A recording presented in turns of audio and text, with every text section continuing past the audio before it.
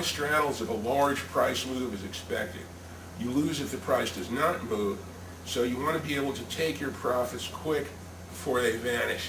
It's best to use, stop orders here. Because remember, what you're trying to do here is address a situation of high volatility.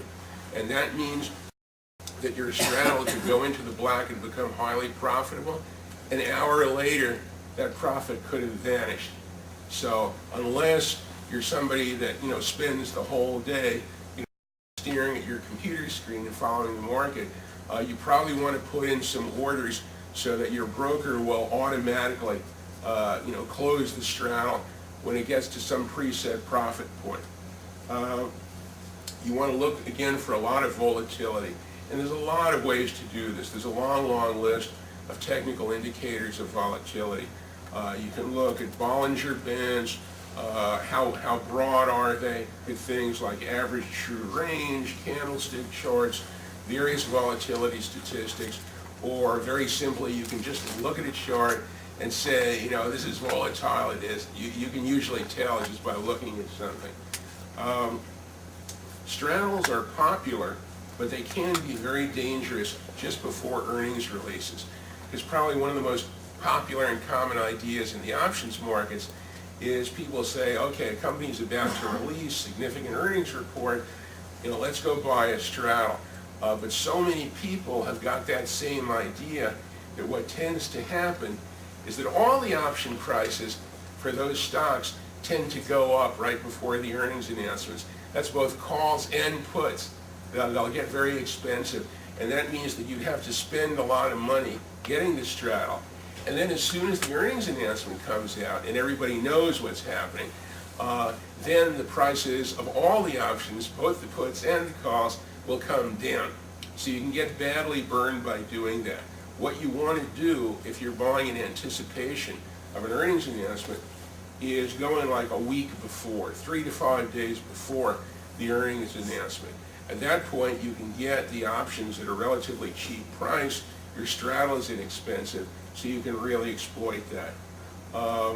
Very clearly, straddles are more profitable when you're getting less costly options to begin with, because it takes less price movement to reach break even. The more expensive the options are, the more you're spending for the straddle, the more prices have got to move to reach break even. So if you expect a specific price moving event, then you can use short-term options. The usual rule when you're buying options is you want to give yourself at least 3 months. But if you're buying in anticipation of a specific event that you know about, it's going to happen on a particular date and it's going to be a week or 2 from now, then you can get away with going for short-term options and lowering your cost. Let me give you a specific example here. PG, Procter & Gamble, closed at 70.60 on April 4th. Now the closest strike price to that was $70.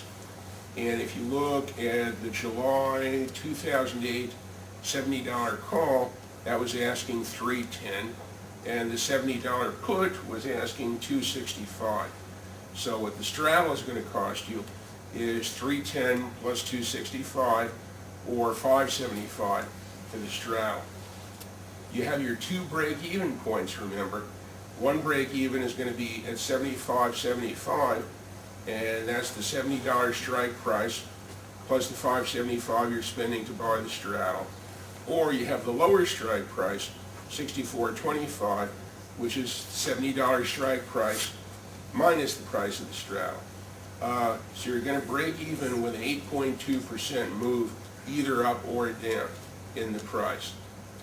Okay, now, the only thing here is that this is not really a day trader strategy, because let's say in this example it's going to move up at least 8% or down 8% before you profit. So you're looking for fairly big moves.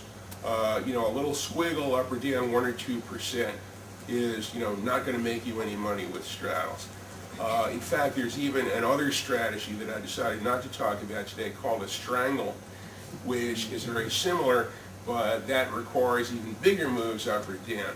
So the straddle is probably the better way to go.